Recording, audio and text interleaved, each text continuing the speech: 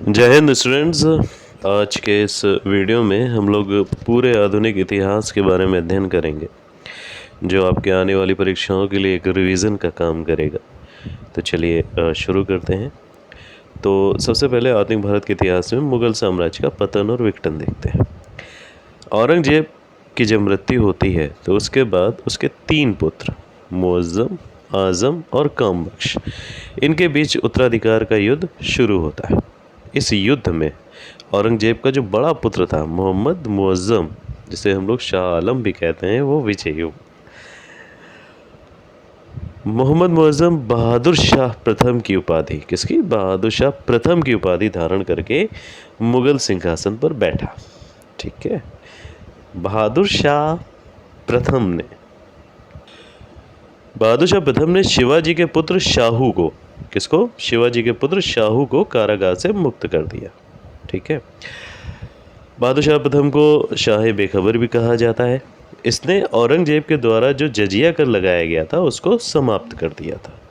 बहादुर शाह की मृत्यु के बाद जहांदार शाह बना, और जहांदार शाह जो शासक बना वो किसकी सहायता से बना? जुल्फ़िकार खान की सहायता से मुगल सम्राट बना। इसी जहांदार शाह को हम लोग लंपट मूर्ख के नाम से भी जानते हैं।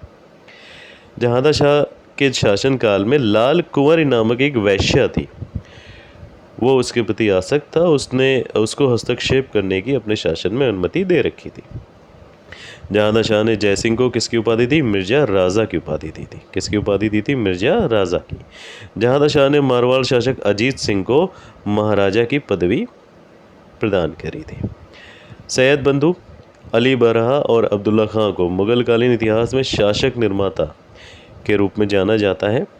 फर्रुख शेर को मुगल वंश का घृणित कायर भी कहा गया। इसने 1716 में बंदा बहादुर को फांसी दे दी थी। मोहम्मद शाह काफ़ी विलासितापूर्ण जीवन व्यतीत करता था, इसीलिए उसको रंगीला की उपाधि प्रदान करी गई थी। मोहम्मद शाह के शासनकाल में ही सैयद बंधुओं का अंत हुआ था। हुसैन अली खां की हत्या किसने करी थी? हैदर कुल खां ने। हैदर कुल खां ने, एक तुरानी सैनिक था, 1720 ईस्वी में यह हत्या करवा दी थी।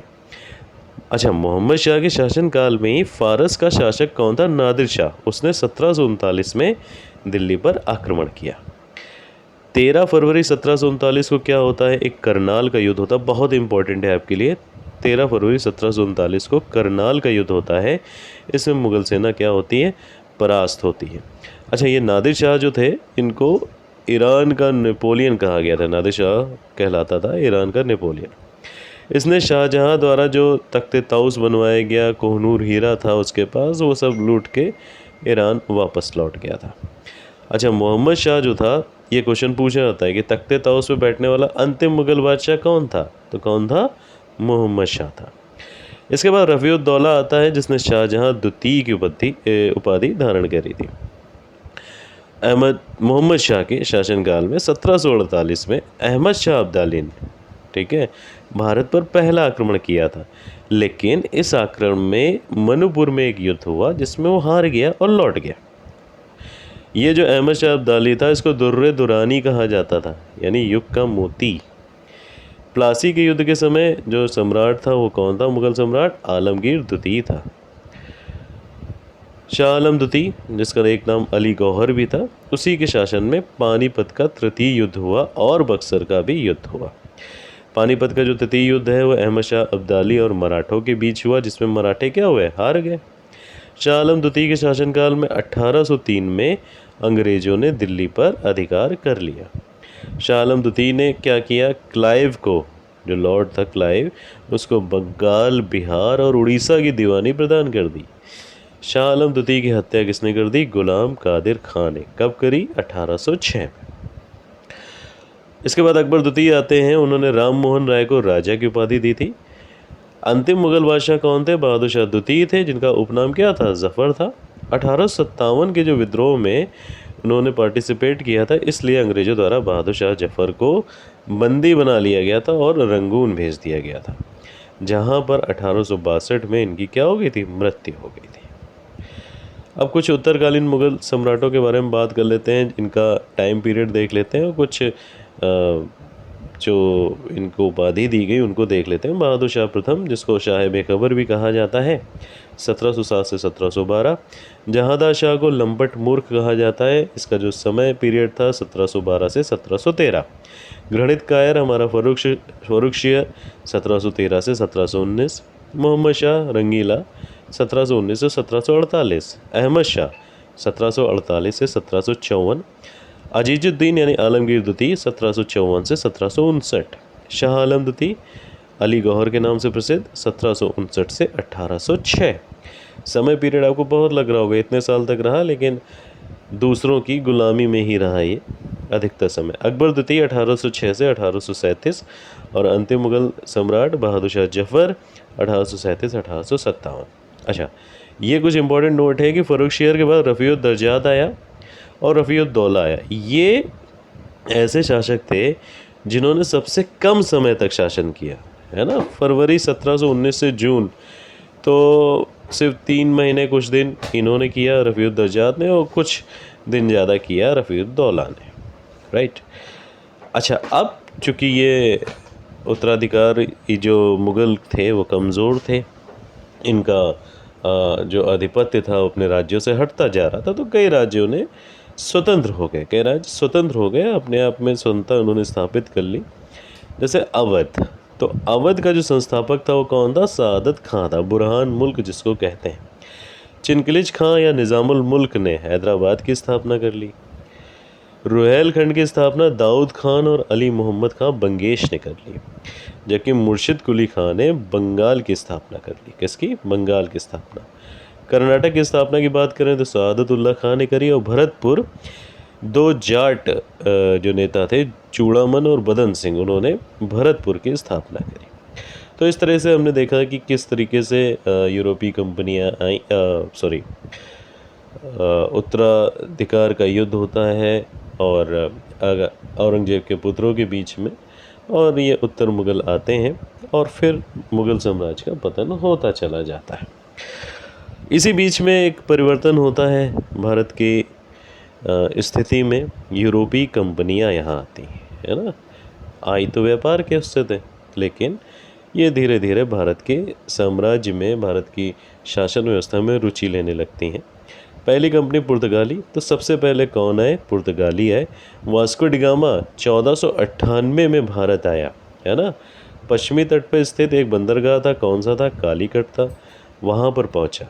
अच्छा, कुछ लोग कहते हैं कि भारत की खोज करी, तो ऐसा नहीं कि भारत नहीं था, है ना, लेकिन भारत और यूरोप के बीच एक नए समुद्री मार्ग की उसने खोज करी थी, वास्को डी गामा ने।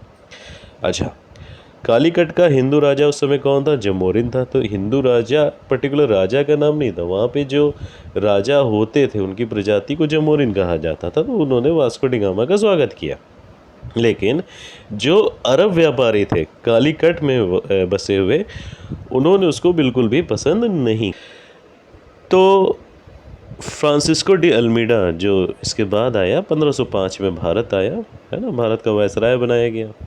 अच्छा, यूरोपीय कंपनियों का क्रम देख लेते हैं भारत आने का। तो पुर्तगाली आए, डच आए, फिर अंग्रेज आए, फिर फ्रांसीसी आए। फ्रांसिस्को डी अल्मीडा की जो पॉलिसी थी वो ब्लू वाटर पॉलिसी या शांत जल नीति के लिए वो जाना जाता था। अल्बुकर्क जो था, अल्फांसो द अल्बुकर्क, वो 1509 में पुर्तगालियों का वायसराय बन के कहाँ आया? भारत आया। इसने भारत में पुर्तगाली शक्ति को स्थापित करने का प्रयास किया, इसीलिए वास्तविक संस्थापक अल्बुकर्क ही माना जाता है। 1510 में इसने क्या किया? बीजापुर के आदिल शाही सुल्तान से गोवा को जीत लिया। पुर्तगालियों ने अपनी पहली व्यापारिक कोठी कहाँ खोली? कोचीन में खोल दी। कहाँ खोली? कोचीन में खोल दी। और प्रिंटिंग प्रेस की शुरुआत का श्रेय भी पुर्तगालियों को ही जाता है। इसके अलावा कई खाद्य पदार्थ हैं, तंबाकू हो गया, आलू हो गया, है ना, तो ये कई चीज़ें हैं जो पुर्तगालियों के माध्यम से ही हम लोगों को मिली, यहाँ पर आई। इसके बाद हम बात करते हैं डचों की, है ना। तो पुर्तगालियों के बाद कौन आए? डच लोग भारत आए। डच नीदरलैंड या हॉलैंड के निवासी थे। कहाँ के? नीदरलैंड या हॉलैंड के निवासी थे। जो डच ईस्ट इंडिया कंपनी थी उसकी स्थापना 1602 में होती है। डचों के द्वारा भारत में अपनी पहली व्यापारिक कोठी 1605 में कहाँ खोली गई? मसूलीपट्टनम में। डचों ने पुलिकट में एक अन्य फैक्ट्री की स्थापना करी और इसे अपना मुख्यालय बना लिया। डचों ने बंगाल में पहली फैक्ट्री की स्थापना 1627 में करी। कहाँ पे करी? पीपली में करी। हुगली के पास चिंसुरा का जो डच किला है उसको गुस्तावुस फोर्ट के नाम से भी जाना जाता है। स्थापना 1653। भारत से भारतीय वस्त्र को निर्यात की वस्तु बनाने का श्रेय डचों को जाता है। पहले तो जो पुर्तगाली आए वो मसाले पे डिपेंड रहे, है ना, लेकिन जो निर्यात की वस्तु बनाने का श्रेय है वो किसको जाता है? भारतीय वस्त्र को डचों को जाता है। और इन्होंने पहली बार औद्योगिक वेतनभोगी कर्मचारी रखे। अंतिम जो पतन हुआ वेदरा के युद्ध से हुआ अंग्रेजों और डचों के बीच 1759। अंग्रेज देख लेते हैं। इंग्लैंड की महारानी एलिजाबेथ प्रथम, नाम नहीं लिखा है ना, तो एलिजाबेथ प्रथम ने 31 दिसंबर 1600 को ईस्ट इंडिया कंपनी को एक अधिकार पत्र प्रदान किया। ब्रिटिश ईस्ट इंडिया कंपनी के राजदूत के रूप में 1608 में जहांगीर के दरबार में आया, है ना। कौन आया था? इस क्वेश्चन का जवाब आप लोग कमेंट बॉक्स में दीजिए। जहांगीर ने अंग्रेजों को सूरत में 1613 में स्थायी कारखाना स्थापित करने की अनुमति दे दी थी, ठीक है। उसके बाद सर थॉमस रो आया जहांगीर के दरबार में, ठीक है, 1615 में, और अंग्रेजी व्यापार के लिए उसने कुछ सुविधाएं प्राप्त करी। सुल्तान ने 1632 में अंग्रेजों के लिए एक सुनहरा फरमान जारी किया जिसके अनुसार 500 पैगोडा सालाना कर देके अंग्रेज गोलकुंडा, तो गोलकुंडा के सुल्तान ने किया था, गोलकुंडा राज के बंदरगाह पर स्वतंत्रतापूर्वक व्यापार कर सकते थे। फ्रांसिस डे ने 1639 में चंद्रगिरी के राजा से मद्रास पट्टे पे ले लिया, है ना, और वहाँ पे इन्होंने एक किलाबंद कोठी का निर्माण किया। इसका नाम फोर्ट सेंट जॉर्ज रखा गया। इंग्लैंड के राजा चार्ल्स द्वितीय का विवाह 1661 में पुर्तगाली राजकुमारी कैथरीना ब्रगांजा से हुआ और दहेज में बम्बई का द्वीप मिल गया, ठीक है, कोई छोटी मोटी कारोबार नहीं, बम्बई का द्वीप मिल गया। चार्ल्स द्वितीय ने, अच्छा द्वीप भी मिला तो इन्होंने क्या किया, 1668 में बम्बई को 10 पाउंड वार्षिक किराया लेकर ईस्ट इंडिया कंपनी को पकड़ा दिया, ठीक। बंगाल के सूबेदार जो शाह शुजा थे उन्होंने सबसे पहले 1650 में अंग्रेजों को व्यापारिक छूट की अनुमति दी। इस अनुमति को क्या कहते थे? निशान कहते थे। शाह शुजा ने अंग्रेजों को 3000 रुपये वार्षिक कर के बदले में बंगाल, बिहार तथा उड़ीसा में मुक्त व्यापार की अनुमति दी थी। कालिकाता, गोविंदपुर और सूतानाती गांव, इनको मिलाकर जो हम आज कलकत्ता देखते हैं उसकी नींव पड़ी जॉब चारनाक ने डाली। बाद में कलकत्ता में ही फोर्ट विलियम की नींव पड़ी थी। ये फोर्ट विलियम का पहला प्रेसिडेंट कौन था? चार्ल्स आयर था। फ्रांसीसियों के बारे में देख लेते हैं हम लोग। तो भारत में फ्रांसीसियों की जो पहली कोठी थी फ्रैंको केरो द्वारा 1668 में सूरत में स्थापित करी गई थी। फ्रांसिस मार्टिन ने 1674 में पांडिचेरी की स्थापना करी थी। अच्छा, अब कंपनियों का क्रम देख लेते हैं हम लोग। तो सबसे पहले कंपनी बनी पुर्तगाली ईस्ट इंडिया कंपनी 1498 में। अंग्रेजी ईस्ट इंडिया कंपनी, यद्यपि आए डच थे लेकिन जो कंपनी थी वो अंग्रेजी ईस्ट इंडिया कंपनी पहले बन गई थी 1600 में। डच ईस्ट इंडिया कंपनी 1602 में, डेनिश ईस्ट इंडिया कंपनी 1616 में, फ्रांसीसी ईस्ट इंडिया कंपनी 1664 में, और जो स्वीडिश थे वो 1731 में आए। अच्छा, अब दो शक्तियाँ अंग्रेज और फ्रांसीसी, तो आपस में टकराव वाजिब था। तो इन लोगों का जो युद्ध होता था वो कर्नाटक के आसपास लड़ा जाता था, इसीलिए इसे कर्नाटक का युद्ध भी कहते थे। 1746 से 1748 कर्नाटक का पहला युद्ध हुआ जो आसिया, अच्छा ये यहीं नहीं लड़ते थे, ये लोग बाहर भी लड़ते थे, मतलब जब जहाँ पे ये देश स्थित हैं तो आपस भी लड़ते थे। तो वहाँ ऑस्ट्रिया का जो उत्तराधिकार था उसी का ये विस्तार मात्र था। यूरोप में एला शापेल की संधि होती है, कब होती है? 1748 में। तो ये उत्तराधिकार का युद्ध क्या हो जाता है? समाप्त हो जाता है। इसके परिणाम स्वरूप कर्नाटक का पहला युद्ध भी समाप्त हो गया। कर्नाटक का दूसरा युद्ध कब होता है? 1749 से 1754 में। यहाँ फ्रांसीसी गवर्नर कौन है? डुप्ले हार जाता है। तो जब हार जाता है तो उसकी जगह गोडेहू को भारत का फ्रांसीसी गवर्नर बनाया गया, जिसने अंग्रेजों से पौंडीचेरी की संधि 1755 में कर ली थी। कर्नाटक का तीसरा युद्ध 1758 से 63 और निर्णायक युद्ध वांडीवाश में हुआ। वांडीवाश का जो युद्ध है वो 1760 ईस्वी में आयरकूट के नेतृत्व में हुआ। अंग्रेजी सेना ने जो काउंट लाली के नेतृत्व वाली फ्रांसीसी सेना को बुरी तरीके से हरा दिया। अंग्रेजों ने 1761 में फ्रांसीसियों के क्षेत्र पौंडीचेरी पर अधिकार कर लिया। जो तीसरा कर्नाटक युद्ध होता है वो पेरिस की संधि 1763 के साथ ही समाप्त हो जाता है। तो अब इस संधि के अनुसार अंग्रेजों ने चंद्रनगर को छोड़कर पौंडीचेरी तथा कुछ अन्य फ्रांसीसी प्रदेश फ्रांसीसियों को लौटा दिए, लेकिन उनकी किलाबंदी वो नहीं कर सकते थे। तो उसके आगे हम लोग बंगाल में अंग्रेज़ों की शक्ति का उदय देखते हैं। तो भारत के जितने भी प्रांत थे तो उसमें बंगाल बहुत अधिक उपजाऊ था और सबसे समृद्ध था। अंग्रेज़ों ने बंगाल में अपनी जो पहली कोठी बनाई 1651 बनाई, शाह शुजा उस समय था, उसकी अनुमति से बनाई थी। मुर्शिद कुली खां ये बंगाल का स्वतंत्र शासक था। इसने अपनी राजधानी ढाका से मुर्शिदाबाद स्थानांतरित कर दी थी। ये इम्पोर्टेंट पॉइंट है, कहाँ से? ढाका से मुर्शिदाबाद स्थानांतरित कर दी थी। मुर्शिद कुली खां के इसने क्या किया, इजारेदारी प्रथा का आरंभ किया और कृषकों को तकाबी दिया। तकाबी क्या होता था? अग्रिम कृषि ऋण होता था, ठीक है, ये उसको प्रदान किया। इजारेदारी प्रथा को हम लोग ठेकेदारी प्रथा भी कहते हैं। मुर्शिद कुली खां के पश्चात उसका दामाद कौन था? शुजाउद्दीन। तो शुजाउद्दीन बंगाल की गद्दी पर बैठता है और शुजाउद्दीन के पश्चात सरफराज खां जो है वो बंगाल का नवाब बनता है। बिहार का सूबेदार कौन है? अलीवर्दी खां, 1740 में गिरिया के युद्ध में। तो ये बहुत इंपॉर्टेंट है, गिरिया के युद्ध मिलान करने के लिए भी आता है। तो गिरिया के युद्ध कब हुआ? 1740 में हुआ, अलीवर्दी खां और सरफराज खां के बीच में। सरफराज खां हार जाता है और मार दिया जाता है। तो बंगाल का अब नवाब कौन बन जाता है? अलीवर्दी खां। अलीवर्दी खां के शासनकाल में बंगाल इतना समृद्धशाली हो गया कि बंगाल को भारत का स्वर्ग कहा जाने लगा। अलीवर्दी खां ने यूरोपियों की जो तुलना करी वो मधुमक्खियों से करी और कहा कि अगर इन्हें ना छेड़ा जाए तो ये क्या देंगी? शहद देंगी, लेकिन यदि छेड़ा जाएगा तो ये काट काट कर मार डालेंगे। अलीवर्दी खां ने एक बहुत इंपॉर्टेंट काम किया, अपने शासनकाल में मुग़लों को टैक्स देना बंद कर दिया था। अलीवर्दी खां की मृत्यु के बाद चूँकि इसके कोई पुत्र नहीं थे, 3 पुत्रियां थी, तो इसका दामाद सिराजुद्दौला उत्तराधिकारी बनता है। इसके द्वारा 20 जून 1756 की रात में 146 अंग्रेज़ों को एक छोटे से कमरे में बंद कर दिया गया।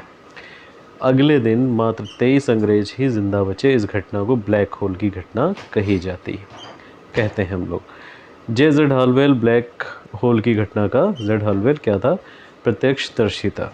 इसके बाद प्लासी का युद्ध होता है 23 जून 1757 को अंग्रेज सेनापति रॉबर्ट क्लाइव और बंगाल के नवाब सिराजुद्दौला के बीच में। इसमें सिराजुद्दौला की जो सेना का सेनापति था कौन था? मीर जाफ़र था।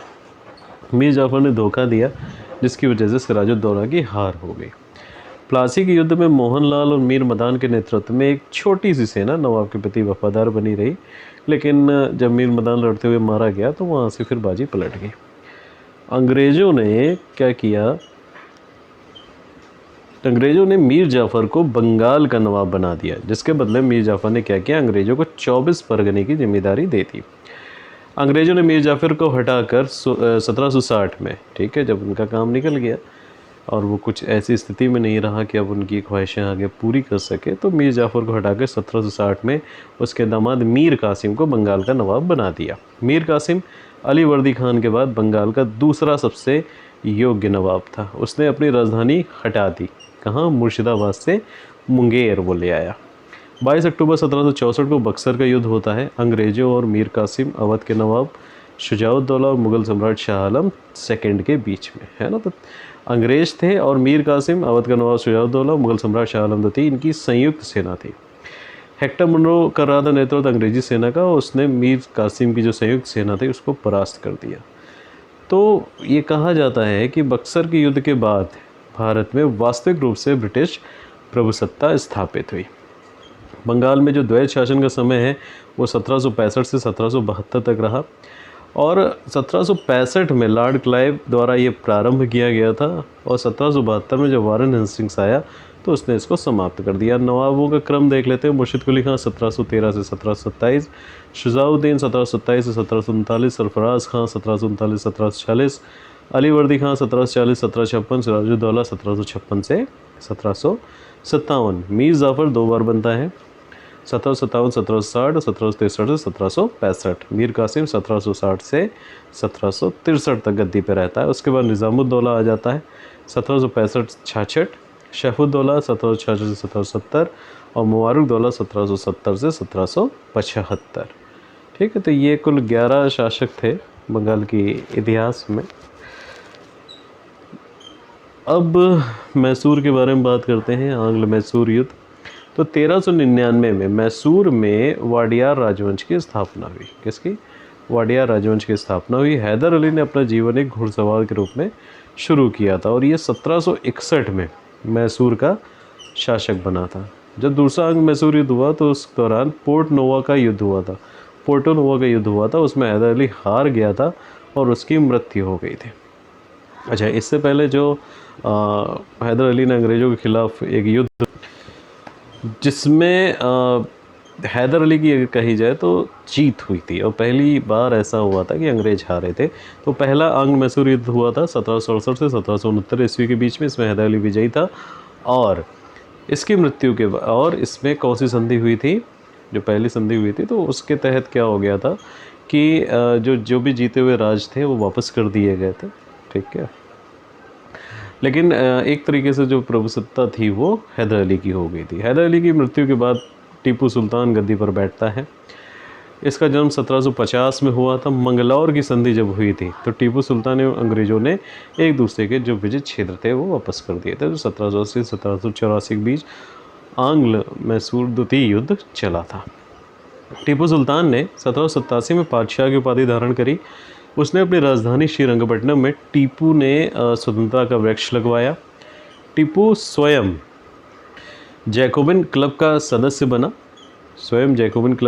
बना, और अपने आप को क्या कहने लगा? नागरिक टीपू कहने लगा। ठीक है, टीपू की मृत्यु हुई चतुर्थ आंग्ल मैसूर युद्ध में श्रीरंगपट्टनम में 1799 में।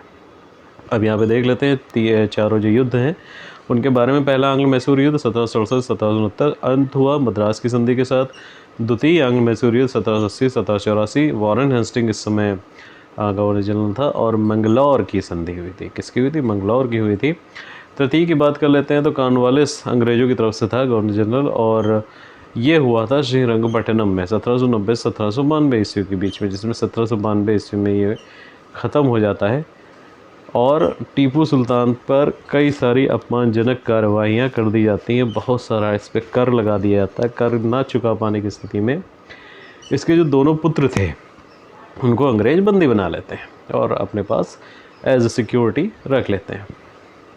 जो चौथा युद्ध था वो 1799 में हुआ और लॉर्ड वेलिजिली इस समय गवर्नर जनरल था। लॉर्ड वेलिजिली, इस युद्ध में टीपू सुल्तान की मृत्यु हो गई थी। ठीक है, लॉर्ड कॉर्नवालिस ने श्रीरंगपट्टनम की संधि के समय टिप्पणी करी थी कि हमने अपने मित्रों को अधिक शक्तिशाली बनाए बिना ही अपने शत्रु को लाभदायक रूप से लंगड़ा कर दिया है। मराठाओं की बात करते हैं तो पेशवाओं के अधीन जो साम्राज्य, मराठा साम्राज्य और आंग्ल साम्राज्य, मराठा जो संघर्ष है, तो साहू के नेतृत्व में नवीन मराठा साम्राज्यवाद के प्रवर्तक कौन थे? पेशवा थे। जो महान साम्राज्य शिवाजी महाराज द्वारा स्थापित किया गया, तो वहाँ पे क्या होता था? नवीन मराठा साम्राज्यवाद के प्रवर्तक कौन थे? पेशवा थे। ठीक है, साहू ने 1713 में बालाजी विश्वनाथ को पेशवा नियुक्त किया। किसको किया? बालाजी विश्वनाथ को। इनको मराठा साम्राज्य का द्वितीय संस्थापक माना था। ये क्वेश्चन बहुत इंपॉर्टेंट है। मराठा साम्राज्य का द्वितीय संस्थापक कौन था? तो बालाजी विश्वनाथ। पहले आप सभी लोग जानते हैं, छत्रपति शिवाजी। आगे बढ़ते हैं। पेशवा छत्रपति का ही प्रधानमंत्री होता था और पेशवा पद पहले क्या होता था? पहले पेशवा के साथ ही वंशानुगत हो गया था। बालाजी विश्वनाथ की मृत्यु 1720 ईस्वी में हुई और साहू ने 1720 ईस्वी में बालाजी विश्वनाथ के बड़े पुत्र बाजीराव प्रथम को पेशवा नियुक्त कर दिया। बाजीराव प्रथम ने हिंदू पद पातशाही का विरोध किया और विरोध कह सकते हैं, या एक तरीके से ये कह सकते हैं कि हिंदू पद पातशाही का प्रचार किया है ना। विरोध यहाँ पे गलत शब्द निकल गया। तो बाजीराव प्रथम ने हिंदू पद पातशाही के आदर्श का प्रचार किया और इसे लोकप्रिय बनाया। पाल खेड़ा का युद्ध बहुत इंपॉर्टेंट है। 1728 में बाजीराव प्रथम और निजामुल मुल्क के बीच में हुआ। दिल्ली पर आक्रमण करने वाला पहला पेशवा कौन था? बाजीराव प्रथम था, जिसने 29 मार्च 1737 को दिल्ली पे धावा बोला था। और बाजीराव प्रथम की जो मृत्यु हुई थी वो 1740 में हुई थी। कब हुई थी? 1740 में। बाजीराव की जब मृत्यु होती है प्रथम की, तो उसके बाद उसका पुत्र बालाजी पेशवा बनता है, बालाजी बाजीराव। संगोला की संधि होती है 1750 में। उसके बाद पेशवा के हाथ में ही सारे अधिकार आ जाते हैं। तो यहाँ से इम्पोर्टेंट है संगोला की संधि 1750। बालाजी बाजीराव के काल में मराठा राज्य का सर्वाधिक प्रसार हुआ। बालाजी बाजीराव को नाना साहब भी कहा जाता था। ये पूछा जाता है कि नाना साहब किसे कहते हैं, तो बालाजी बाजीराव को कहते हैं। पेशवा बालाजी बाजीराव के समय पानीपत का तीसरा युद्ध हुआ 14 जनवरी 1761 को। याद रखिएगा, बहुत इंपॉर्टेंट है। बालाजी बाजीराव उस समय मराठा शासक थे। और इस जो पानीपत का तृतीय युद्ध होता है हमेशा अब्दाली के साथ, उसमें मराठों की पराजय होती है। पानीपत का जो तीसरा युद्ध था उसका नेतृत्व सदाशिव राव भाऊ कर रहे थे। ठीक है, आंग मराठा युद्ध है, इनके बारे में देख लेते हैं। पहला आंग मराठा युद्ध हुआ 1775 से 1782। बहुत इंपॉर्टेंट है। इम्पोर्टेंट इसमें क्या है, जो गवर्नर जनरल वॉरेन हेस्टिंग्स था उस समय। द्वितीय आंग्ल मराठा युद्ध हुआ 1803 से 1805 और लॉर्ड वेलेजली। तो दूसरा आंग्ल मराठा युद्ध 1803 से 1805 वेलेजली। तीसरा आंग्ल मराठा युद्ध होता है 1817 से 1818 और इस समय जो लॉर्ड थे वो लॉर्ड हेस्टिंग्स था। माधवराव प्रथम 1761 में पेशवा बनता है। इसने क्या किया, मराठों की जो खोई हुई प्रतिष्ठा थी उसको पुनः बहाल करने का प्रयास किया। लेकिन जब इसकी मृत्यु हो जाती है तो इसका छोटा भाई नारायण राव पेशवा बनता है। पेशवा नारायण राव 1772 से 73 2 ही वर्ष तक रहता है और इसकी हत्या इसके चाचा रघुनाथ राव द्वारा कर दी जाती। अंग्रेजों का हस्तक्षेप यहाँ पर होता है और रघुनाथ राव के स्थान पर माधव राव नारायण को पेशवा बनाया जाता है। पेशवा माधवराव नारायण की जो राव है उसके अल्पायु के कारण मराठा राज की देख रेख कौन करता था? 12 भाई सभा नाम के 12 सदस्यों की एक परिषद करती थी। इसमें 2 महत्वपूर्ण सदस्य थे, एक महाजी सिंधिया और नाना फडणवीस। माधवराव नारायण के शासनकाल में पहला आंग मराठा युद्ध हुआ था। अंतिम पेशवा कौन था? रघुनाथ राव का पुत्र बाजीराव द्वितीय। बाजीराव द्वितीय सहायक संधि स्वीकार करने वाला पहला मराठा सरदार था। याद रखिएगा, इंपॉर्टेंट है कि सहायक संधि स्वीकार करने वाला पहला मराठा सरदार कौन था? बाजीराव द्वितीय था। 1776 में पुरंदर की संधि होती है तो कंपनी ने रघुनाथ राव को जो समर्थन दिया था वो वापस ले लेती है। 1782 में पहला अंग मराठा युद्ध होता है। सालबाई की संधि के साथ वो समाप्त हो जाता है।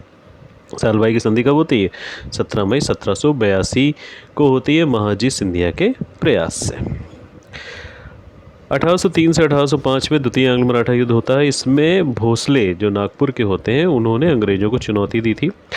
इस युद्ध की समाप्ति कंपनी का जो अस्थायी गवर्नर जनरल था उस समय जॉर्ज बालो तथा होलकर के बीच में एक 1806 में राजपुर में घाट की संधि होती। ठीक है, किसकी होती है? घाट की संधि होती है, उसके द्वारा होता है। तीसरा आंग्ल मराठा युद्ध 1817 1819 के बाद पेशवा का जो वंशानुगत पद है वो क्या कर दिया जाता है? समाप्त कर दिया जाता है। तो इस तरीके से हम देखते हैं कि पेशवा बाजीराव द्वितीय अंतिम पेशवा था। सिखों के बारे में बात कर लेते हैं। सिख धर्म के संस्थापक कौन थे? गुरु नानक थे। इनका जन्म कहाँ हुआ? 1469 में पंजाब के तलवंडी नामक स्थान पर हुआ। इन्होंने संगत धर्मशाला को कहते हैं हम लोग, और मंगत का मतलब लंगर। ठीक है, तो मंगत और संगत ये व्यवस्था इन्होंने चालू करी। 1539 में करतारपुर में इनकी मृत्यु हो जाती है, जहाँ पे एक गुरुद्वारा भी बनाया गया है। और इन्होंने अपना उत्तराधिकारी किसको बनाया? अंगद को। तो इस तरह 1539 से 1552 सिखों के दूसरे गुरु कौन बन जाते हैं? अंगद बन जाते हैं। अंगद का प्रारंभिक यानी बचपन का नाम अगर देखें तो लहना था। यह प्रश्न बहुत पूछा जाता है कि गुरुमुखी लिपि का आविष्कार किसने किया? तो किसने किया? गुरु अंगद ने किया। थर्ड गुरु जो थे, तीसरे गुरु सिखों के कौन थे? अमरदास थे। 1552 से 1574 तक।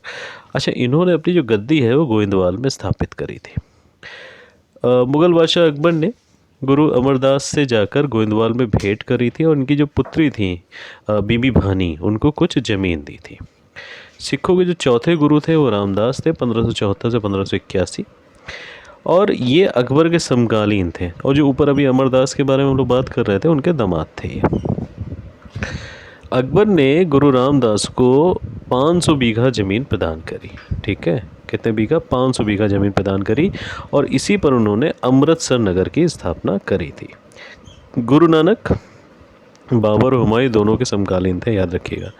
गुरु रामदास ने अपने पुत्र अर्जुन को उत्तराधिकारी नियुक्त करके गुरु का पद पैतृक बना दिया।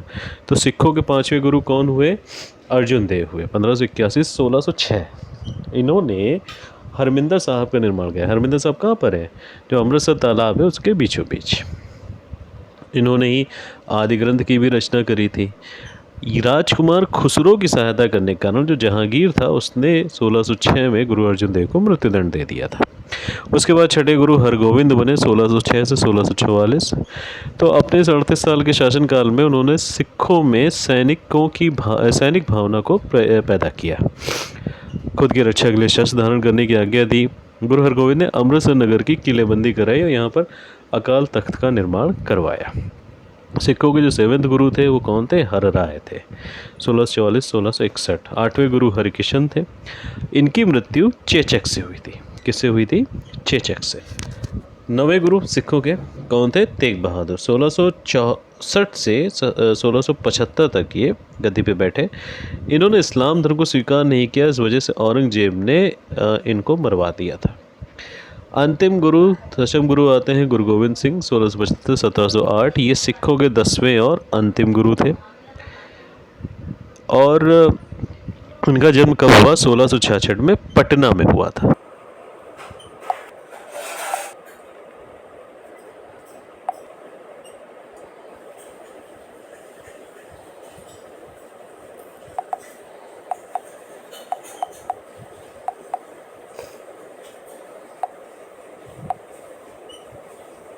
तो गुरु गोविंद सिंह ने आनंदपुर नगर की स्थापना करी और वहीं पर अपनी गद्दी स्थापित करी थी। इनकी जो आत्मकथा का नाम है वो विचित्र नाटक है। 1699 में वैशाखी के दिन इन्होंने खालसा पंथ की स्थापना करी थी। इन्होंने सिख धर्म के पुरुषों के नाम के आगे सिंह शब्द और महिलाओं के नाम के आगे कौर शब्द जोड़ने को कहा। गुरु गोविंद सिंह ने पाहुल प्रणाली की शुरुआत करी।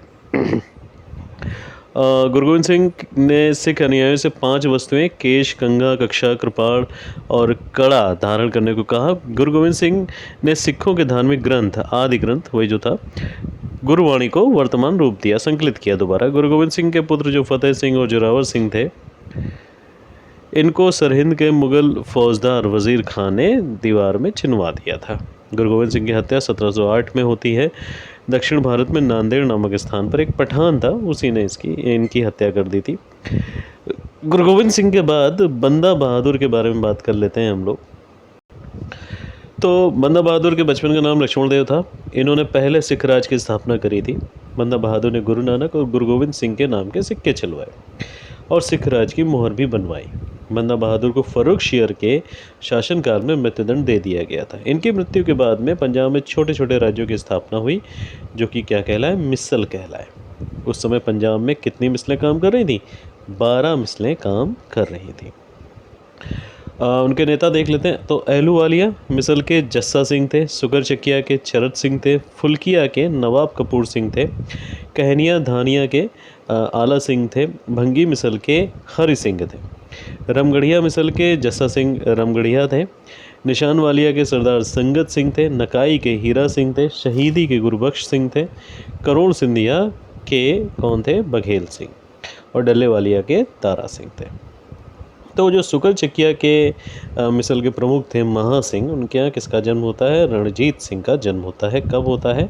1780 में। तो जो काबुल का शासक था, काबुल का शासक कौन? जमा शाह, उसने 1798 में रणजीत सिंह की सेवाओं के बदले में उन्हें राजा की उपाधि प्रदान करी थी।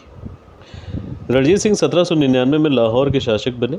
चार्ल्स मेटकॉफ और रणजीत सिंह के बीच 25 अप्रैल 1809 को अमृतसर की संधि हुई थी। चार्ल्स मेटकॉफ और रणजीत सिंह के बीच में। रणजीत सिंह का राज्य जो है 4 सूबों में बटा हुआ था: पेशावर, कश्मीर, मुल्तान और लाहौर।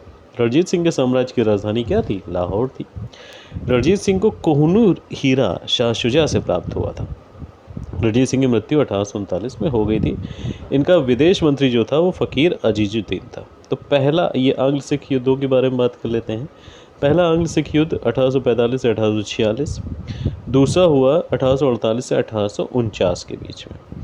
लाहौर की संधि होती है पहले आंग्ल सिख युद्ध में और पहला अंग सिख युद्ध समाप्त हो जाता है और 1849 को डलहौजी ने सिख राज को अंग्रेजी राज में मिला दिया था। तो उस समय महाराजा कौन था? दिलीप सिंह। तो दिलीप सिंह को 40,000 पाउंड की वार्षिक पेंशन दे दी गई और उसे शिक्षा प्राप्त करने के लिए इंग्लैंड भेज दिया गया। महाराजा दिलीप सिंह से कोहनूर हीरा ले लिया गया और विक्टोरिया, महारानी विक्टोरिया को भेज दिया गया और आज भी उन्हीं के पास सुरक्षित है उनके ग्राउंड में। तो अभी तक हम लोगों ने क्षेत्रीय राज्य देखे और उनके उत्कर्ष और अपकर्ष की कहानियाँ देखी। अब और अंग्रेज़ों का प्रभुत्व देखा, किस तरीके से प्रभुत्व बढ़ रहा था और यहाँ की जनता पर, हमारे देश की जनता पर किस तरह से अत्याचार और ये सब बढ़ रहे थे। तो उसकी वजह से जो जनमानस है उसमें एक आक्रोश की भावना उत्पन्न हो गई थी और एक क्रांति का रूप लिया। तो ये क्रांति होती है 1857 में। तो तात्कालिक कारण तो अगर देखा जाए तो गाय और सूअर की चर्बी वाला कारतूस था, है ना, जिसका ऊपरी भाग जो है वो मुंह से काटना पड़ता था। तो गाय जो है हिंदुओं के लिए पवित्र होती थी और सूअर का मांस खाना मुसलमान धर्म में वर्जित माना जाता है। इसी वजह से ये तात्कालिक कारण था। तो 29 मार्च 1857 को 34वीं रेजिमेंट बैरकपुर के सैनिक कौन थे? मंगल पांडे, जो बलिया के निवासी थे, है ना। उन्होंने अपने अधिकारी लेफ्टिनेंट बाग और जनरल ह्यूसन की हत्या कर दी। उन्हें गिरफ्तार कर लिया गया। 8 अप्रैल 1857 को उनको फांसी दे दी गई। तो 10 मई 1857 को मेरठ की 3री बंगाल लाइट कैवलरी के विद्रोह से 1857 की क्रांति का आरंभ होता है। मेरठ से आरंभ होता है। इस समय भारत का गवर्नर जनरल लॉर्ड कैनिंग होता है और इंग्लैंड के प्रधानमंत्री कौन थे? पामस्टन थे। 1857 की क्रांति से मद्रास अछूता रहा था, ठीक है, ये इंपॉर्टेंट है। मद्रास ने कोई ज़्यादा इंटरफेयर नहीं किया था, एकदम अछूता रहा था। 1857 के विद्रोह के संबंध में इतिहासकारों के विभिन्न मत हैं। ये भारत का पहला स्वतंत्रता संग्राम था, ये वी.डी. सावरकर जी ने कहा है। ये एक राष्ट्रीय विद्रोह था, ये डिज़रायली ने कहा है। ये पूर्णतया सिपाही विद्रोह था, सर जॉन लॉरेंस एवं सीले ने ये बात कही है। ये अंग्रेजों के विरुद्ध हिंदू एवं मुसलमानों का षड्यंत्र था, ये जेम्स आउटरम और डब्ल्यू टेलर ने कहा है।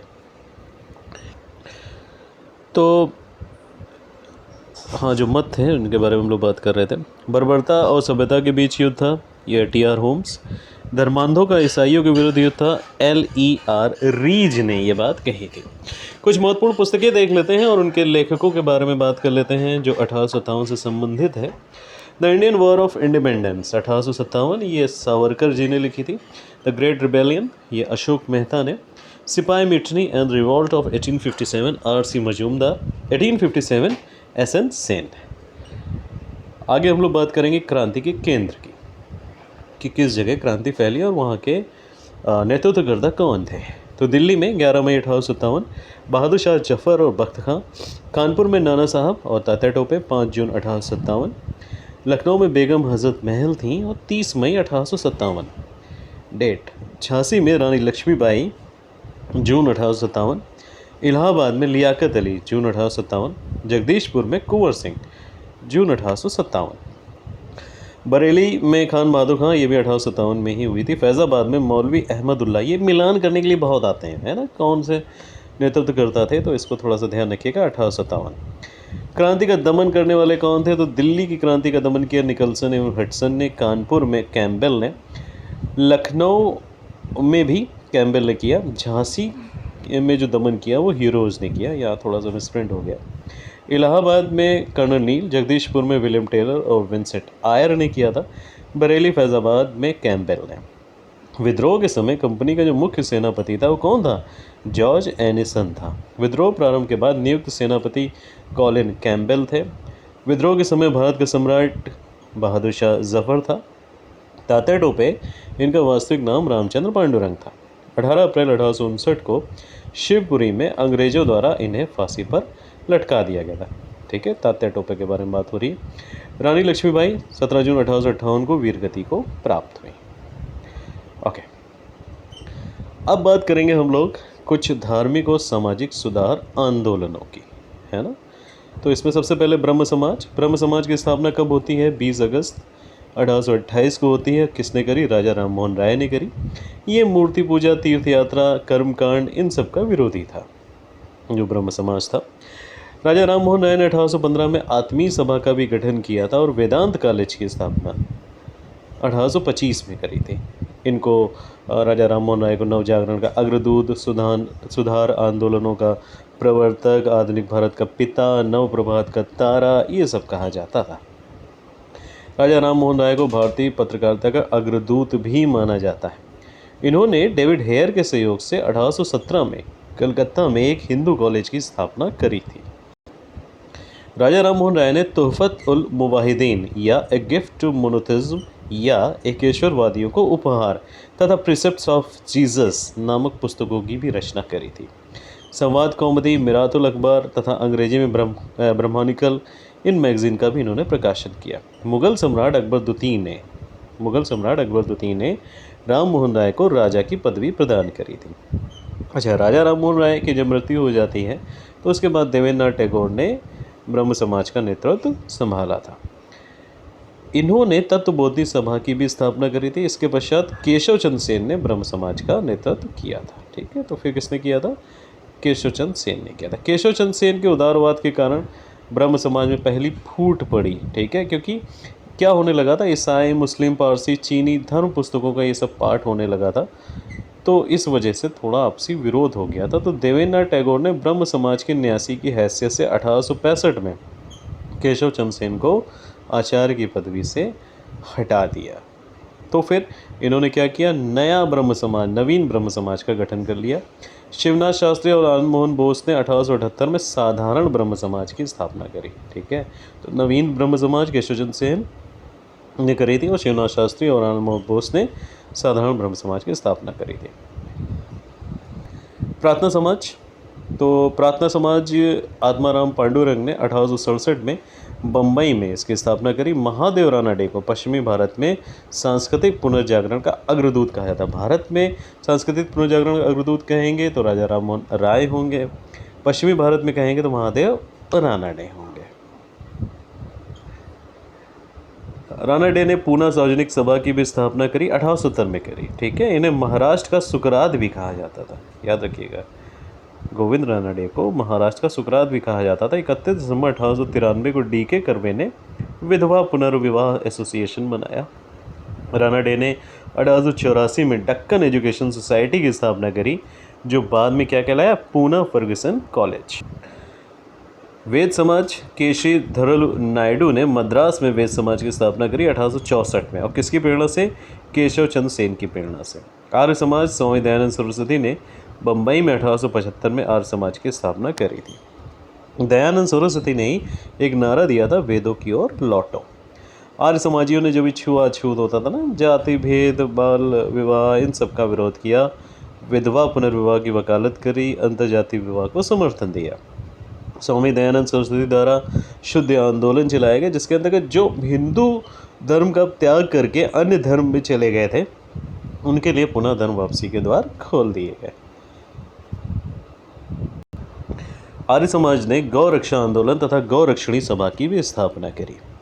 स्वामी दयानंद सरस्वती ऐसे पहले सुधारक थे जिन्होंने शूद्र तथा स्त्री को वेद पढ़ने, ऊंची शिक्षा प्राप्त करने, यज्ञोपवीत धारण करने के पक्ष में आंदोलन किया।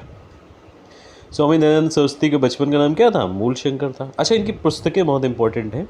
सत्यार्थ प्रकाश 1875 में लिखी, पाखंड खंडन 1866 में लिखी, पंच महायज्ञ विधि 1874 में लिखी और अद्वैत मत का खंडन 1877 में लिखा इन्होंने। झूठे धर्मों का खंडन करने के उद्देश्य से 1867 में इन्होंने पाखंड खंडनी पताका हरिद्वार के कुंभ में लहराई। वैलेंटाइन शिरोल ने अपनी पुस्तक इंडियन अनरेस्ट में इन्होंने तिलक को भी भारतीय अशांति का जन्मदाता कहा है, आर्य समाज को भी भारतीय अशांति का जन्मदाता कहा है। राजनीतिक क्षेत्र में आर्य समाजियों का मानना था कि बुरे से बुरा देशी राज अच्छे से अच्छे विदेशी राज से अच्छा है। इस तरह से स्वराज शब्द का सबसे पहले प्रयोग दयानंद सरस्वती ने किया था। अगला आंदोलन यहाँ पे देखते हैं हम लोग, यंग बंगाल आंदोलन। तो 1826 में इसकी शुरुआत हेनरी विवियन डेरेजियो द्वारा करी गई थी। इसने सुरेंद्रनाथ बनर्जी ने डेरेजियो को बंगाल में आधुनिक सभ्यता का अग्रदूत, अपनी जाति के पिता के रूप में स्वीकार किया। इनको आधुनिक भारत का प्रथम राष्ट्र कवि भी कहा जाता है, डेरेजियो को। स्वामी विवेकानंद, जो दक्षिणेश्वर के स्वामी कहे जाने वाले रामकृष्ण परमहंस के परम शिष्य थे। स्वामी विवेकानंद के बचपन का नाम नरेंद्र नाथ था। 1893 में वह अमेरिका के शिकागो शहर में आयोजित विश्व धर्म सम्मेलन में भारत का नेतृत्व किए थे। इस सम्मेलन में जाने से पहले ही स्वामी विवेकानंद ने खेतड़ी महाराज के सुझाव पर अपना नाम नरेंद्र नाथ से बदल के क्या रख लिया था? स्वामी विवेकानंद रख लिया था। 1896 में स्वामी जी ने अमेरिका में वेदांत सभाओं की स्थापना करी। 1897 में स्वामी विवेकानंद जी ने रामकृष्ण मिशन की स्थापना करी, जिसका मुख्यालय कहाँ है? वेलूर में है। ठीक है, कोलकाता में वेलूर में है। सुभाष चंद्र बोस ने स्वामी विवेकानंद को आधुनिक राष्ट्रीय आंदोलन का आध्यात्मिक पिता कहा है। थियोसॉफिकल सोसाइटी, मैडम ब्लावत्स्की और कर्नल ऑलकॉट ने न्यूयॉर्क में 1875 में थियोसॉफिकल सोसाइटी की स्थापना करी। अडयार, मद्रास में अंतर्राष्ट्रीय कार्यालय 1882 में खोला गया था। एनी बेसेंट 1889 में तथा थियोसॉफिकल सोसाइटी की सदस्यता बनी और 1893 में ये भारत आई। और जब अल्काट की मृत्यु हो गई 1907 में, एनी बेसेंट इस सोसाइटी की अध्यक्षा बनी। पापा इंडस्ट्रियलिस्ट उद्योगपति।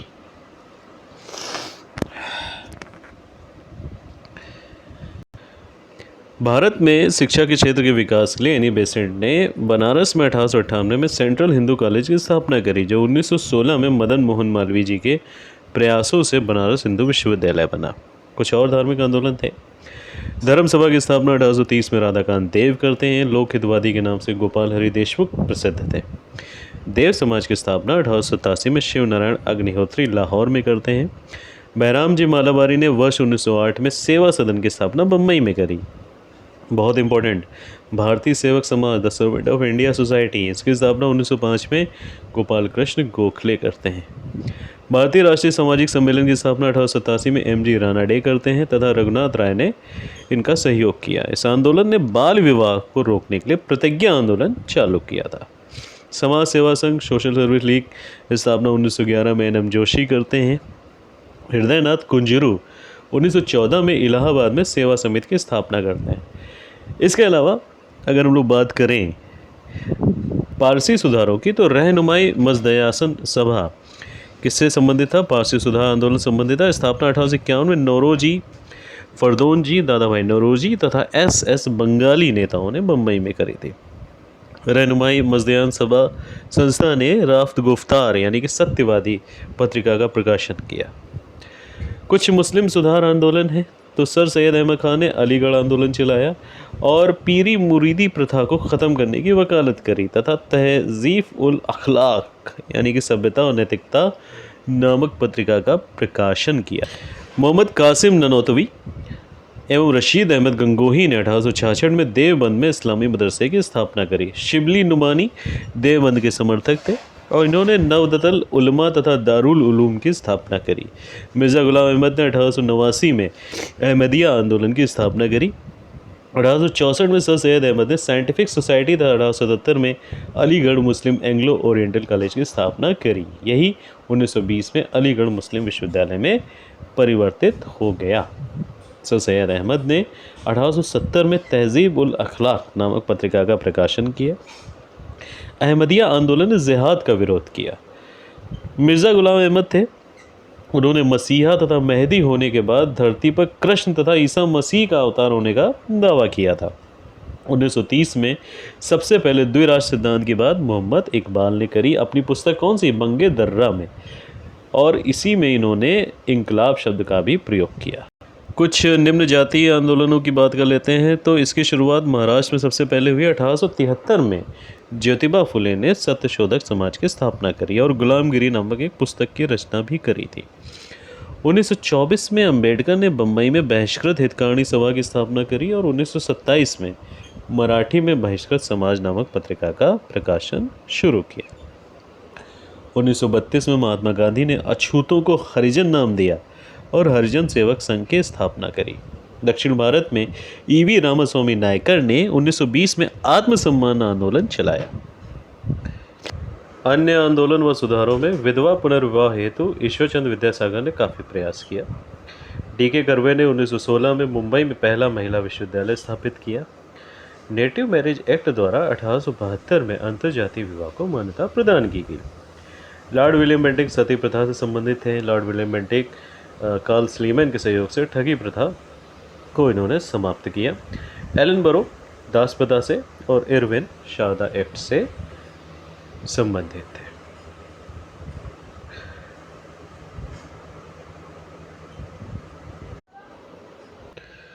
तो भारतीय राष्ट्रीय आंदोलन को मुख्य रूप से 3 चरणों में विभाजित किया जाता है ना।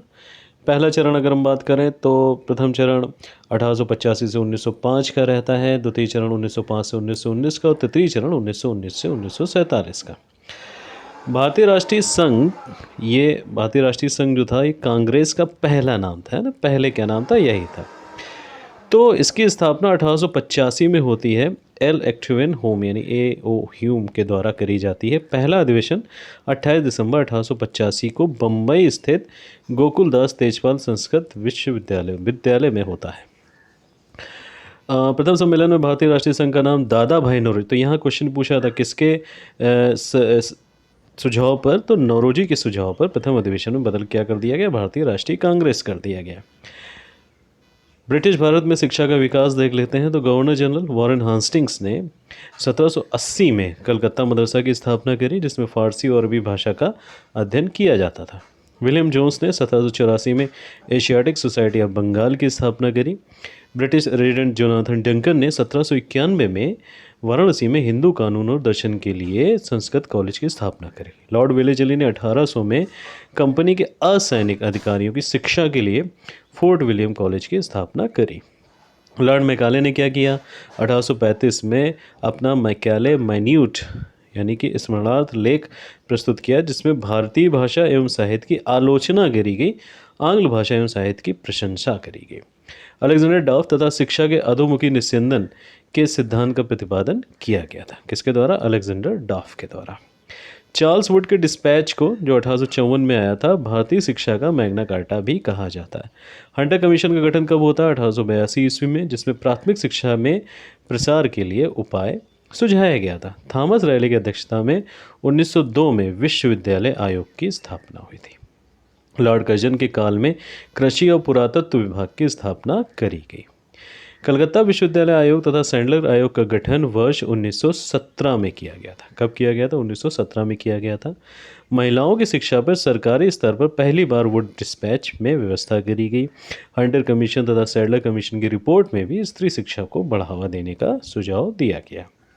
लंदन विश्वविद्यालय के आधार पर वुड डिस्पैच में कलकत्ता, बम्बई और मद्रास प्रेसिडेंसियों में विश्वविद्यालय की स्थापना का सुझाव दिया गया था। अच्छा, पहली बार 1813 चार्टर एक्ट था, उसमें भारतीय शिक्षा पर 1 लाख रुपए खर्च करने का प्रावधान किया गया।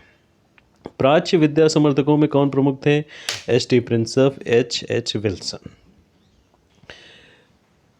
प्राच्य विद्या समर्थक थे ये। राधाकृष्णन आयोग 1948 में आया, उसके सुझाव पर भारत सरकार ने 1953 में विश्वविद्यालय अनुदान आयोग की स्थापना करी थी।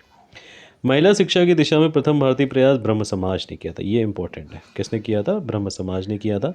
भारत में भारतीय लोक सेवा का गठन किसने किया, कॉर्नवालिस ने किया। इसीलिए भारतीय लोक सेवा का उसको जनक भी माना जाता है, कॉर्नवालिस को। शिक्षा के विकास पर रिपोर्ट देने के लिए हार्टोग समिति का गठन 1929 में किया गया, फिलिप हार्टोग की अध्यक्षता में। इस समिति की सिफारिश में 1935 में केंद्रीय शिक्षा सलाहकार बोर्ड का पुनर्गठन हुआ। सार्जेंट योजना 1944 में प्रस्तुत करी गई। ठीक है, तो ये शिक्षा से संबंधित कुछ चीज़ें थी। भारतीय समाचार पत्रों के बारे में देख लेते हैं। तो भारत में प्रिंटिंग प्रेस की शुरुआत 16वीं सदी में किसके द्वारा करी गई, पुर्तगालियों के द्वारा करी गई। गोवा के पादरियों ने 1557 में भारत में पहली पुस्तक छापी थी। जेम्स ऑगस्टस हिक्की ने 1780 में द बंगाल गजेट का प्रकाशन किया, जिसे भारत का पहला अखबार माना जाता है। किसी भी भारतीय द्वारा अंग्रेजी में प्रकाशित पहला समाचार पत्र कौन था, बंगाल गजेट। वो द बंगाल गजेट था, ये बंगाल गजेट है। इसका प्रकाशन कौन करते हैं, गंगाधर भट्टाचार्य। भारत में राष्ट्रीय प्रेस की स्थापना का श्रेय राजा राम मोहन राय को जाता है। संवाद कौमुदी, मिरातुल अखबार, इसका प्रकाशन किया। ईश्वर चंद्र विद्यासागर ने बंगाली भाषा सोम प्रकाश का प्रकाशन किया। लिटन का जो वर्नाकुलर प्रेस एक्ट था, देशी भाषा एक्ट, उसके तहत सोम प्रकाश और भारत मिहिर के विरुद्ध कार्रवाई हुई थी। हिंदू पैट्रियाट के संपादक कृष्णोदास पाल थे। अच्छा, कृष्णोदास पाल को पत्रकारिता का राजकुमार भी कहा जाता है। कलकत्ता से बंगला भाषा में 1868 में मोतीलाल घोष ने अमृत बाजार पत्रिका का प्रकाशन किया। लिटन के वर्नाकुलर प्रेस एक्ट से बचने के लिए यह यानी कि अमृत बाजार पत्रिका समाचार पत्र रातों रात अंग्रेजी साप्ताहिक में बदल गया। बम्बई से बाल गंगाधर तिलक द्वारा अंग्रेजी में मराठा और मराठी में केसरी का प्रकाशन किया गया। जुगल किशोर द्वारा 1826 में कलकत्ता से हिंदी में प्रकाशित उदंड मार्तंड भारत का पहला हिंदी समाचार पत्र था। गदर का प्रकाशन सैन फ्रांसिस्को अमेरिका से वर्ष 1913 में किया गया। प्रकाशन उर्दू, अंग्रेजी और पंजाबी में शुरू हुआ। अनियमित रूप से गदर हिंदी, मराठी, गुजराती और पश्तो केवल एक ही अंक आया था, है ना, उसमें भी प्रकाशित होता था। प्रेस के विरुद्ध कुछ प्रतिबंध भी लगाए गए। लॉर्ड वेलीजली ने 1799 में प्रेस नियंत्रण अधिनियम सेंसरशिप द्वारा समाचार पत्रों पर नियंत्रण लगाया। लॉर्ड हेस्टिंग्स ने 1818 में इस अधिनियम को समाप्त कर दिया। लगाया किसने? वेलीजली ने समाप्त किया, हेस्टिंग्स ने। गवर्नर जनरल एडम्स ने 1823 में अनुज्ञप्ति नियम बनाकर मुद्रक तथा प्रकाशन के मुद्रणालय स्थापित करने से पहले लाइसेंस लेना अनिवार्य कर दिया। अनुज्ञप्ति नियम राजा राम मोहन राय का मिरातुल अखबार इस नियम के तहत जो है प्रतिबंधित कर दिया गया था। विलियम बेंटिंग का दृष्टिकोण थोड़ा सा उदार था। चार्ल्स मेटकाफ को समाचार पत्रों का भारतीय समाचार पत्रों का मुक्तिदाता कहा जाता है। मेटकाफ ने liberation of Indian press act लागू करवाया था। 1867 में पंजीकरण अधिनियम पारित हुआ था। Vernacular press act Lord Lytton के समय 1878 में पारित हुआ था। इसको मुंह बंद करने वाला अधिनियम भी कहा गया। 1882 में रिपन ने इस अधिनियम को समाप्त कर दिया था। ठीक है, लिटन के समय आया और रिपन ने बंद किया। 1908 में न्यूज़पेपर एक्ट को पारित किया गया। इंडियन प्रेस एक्ट 1910 में पारित हुआ। समाचार पत्र संबंधी कानूनों की समीक्षा के लिए 1921 में तेज बहादुर सप्रू की अध्यक्षता में प्रेस कमेटी नियुक्त करी गई। Lord Wellesley, Minto, Lord Adam, Canning, Lytton, इन सबको भारतीय प्रेस की स्वतंत्रता का विरोधी माना जाता है, जबकि Lord Hastings, Bentinck, Metcalfe, Macaulay तथा रिपन को भारतीय प्रेस की स्वतंत्रता का समर्थक माना जाता है। तो अब हम लोग स्टार्ट करते हैं भारतीयों का स्वतंत्रता संघर्ष। तो महाराष्ट्र में क्रांतिकारी आंदोलन को उभारने का श्रेय तिलक के पत्र केसरी को जाता है। 1893 में गणपति उत्सव और 1895 में शिवाजी उत्सव इन्होंने मनाना शुरू किया। वैलेंटाइन श्रोल ने बाल गंगाधर तिलक को भारतीय असंतोष का जनक कहा था। आर्य समाज को भी कहा था, अभी ऊपर हम लोग पढ़ चुके हैं। लॉर्ड डफरिन ने कांग्रेस को केवल सूक्ष्मदर्शी अल्पसंख्यक का प्रतिनिधित्व कहा है। बंकिम चंद्र चटर्जी ने कांग्रेसियों को पदों का भूखा राजनीतिक कहा। कर्जन ने कहा कि कांग्रेस अपने पतन की ओर लड़खड़ाती हुई जा रही है। दादा भाई नौरोजी ने धन निकासी का सिद्धांत दिया और 1892 में नौरोजी जो है ब्रिटिश हाउस ऑफ कॉमन्स का चुनाव जीतने वाले पहले भारतीय थे। लिबरल पार्टी के ये प्रत्याशी थे। प्लेग के समय अत्याचार से रुष्ट होकर पूना के चापेकर बंधु दामोदर और बालकृष्ण चापेकर थे। उन्होंने 1897 में प्लेग अधिकारी रैंड एमहर्स्ट की हत्या कर दी। 1902 में जब पहले क्रांतिकारी संगठन, तो पहला क्रांतिकारी संगठन कौन था? अनुशीलन समिति था। ठीक है, इसकी स्थापना होती है मिदनापुर में होती है। ज्ञानीनाथ बसु तथा कलकत्ता में प्रमथनाथ मित्र, जतीनाथ बनर्जी और बारिंद्रनाथ घोष द्वारा करी जाती। 1902 में कलकत्ता में एक और अनुशीलन समिति सचिननाथ बसु के नेतृत्व में बनी। 1906 में पुतिन बिहारी दास ने ढाका अनुशीलन समिति का गठन किया। अरविंद घोष ने भवानी मंदिर नामक एक पैम्पलेट लिखा। विनायक और गणेश दामोदर सावरकर दोनों भाई थे। 1904 में महाराष्ट्र में अभिनव भारत समाज की स्थापना करते हैं। 1905 में लंदन में कृष्णजी श्याम वर्मा ने इंडिया होम रूल सोसाइटी की स्थापना करी। लॉर्ड कर्जन द्वारा जुलाई 1905 में बंगाल विभाजन की घोषणा करी जाती है और इसके विरोध में 7 अगस्त 1905 को कलकत्ता के टाउन हॉल में 7 अगस्त 1905 को स्वदेशी आंदोलन की घोषणा करी जाती है। बंगाल विभाजन 16 अक्टूबर 1905 को प्रभावी होता है। तो ये क्वेश्चन बहुत पूछा जाता है कि शोक दिवस कब मनाया जाता है, तो 16 अक्टूबर 1905 को मनाया जाता है। स्वदेशी आंदोलन का विचार सबसे पहले 1905 में कृष्ण कुमार मित्र ने अपने पत्र संजीवनी में प्रकाशित किया था। 1906 में बारिंद्र घोष और भूपेन्द्र नाथ दत्त ने युगांतर नामक समाचार पत्र का प्रकाशन किया। कांग्रेस के कोलकाता अधिवेशन में 1906 की अध्यक्षता करते समय दादा भाई नौरोजी ने पहली बार स्वराज की मांग करी थी। कांग्रेस के सूरत अधिवेशन जो 1907 में हुआ था, कांग्रेसी आंदोलन को चलाने के तरीके को लेकर कांग्रेस उदारवादी और उग्रवादी, ठीक है, उदारवादी और उग्रवादी यानी नरम दल और गरम दल में विभाजित हो गई। आंध्र प्रदेश में स्वदेशी आंदोलन चलाया गया था वंदे मातरम आंदोलन के नाम से। टैगोर ने स्वदेशी आंदोलन समय एक प्रसिद्ध गीत बनाया, अमार सोनार बांग्ला, जो 1971 में बांग्लादेश का राष्ट्रीय गीत बनता है। पी मित्रा ने बंगाल में अनुशीलन समिति का गठन किया। अनुशीलन समिति का मुख्य उद्देश्य क्या था? खून के बदले खून। इसके एक क्रांतिकारी हेमचंद्र थे, उनको रूसी क्रांतिकारियों से बम बनाने की शिक्षा लेने के लिए रूस भेजा गया था। ढाका के नवाब सलीमुल्लाह खान द्वारा 30 दिसंबर 1906 को ढाका में एक सम्मेलन आयोजित किया जाता है। इसकी अध्यक्षता कौन करते हैं? बकार उल मुल्क करते हैं। तो सलीमुल्लाह खान के ढाका सम्मेलन में ही अखिल भारतीय मुस्लिम लीग की स्थापना होती है। इसके संविधान का निर्माण 1907 में होता है कराची में। इसके अनुसार इसका पहला अधिवेशन 1908 में अमृतसर में रखा गया। अध्यक्ष कौन बनाए गए? आगा खां बनाए गए। मुस्लिम लीग ने बंगाल विभाजन का समर्थन किया।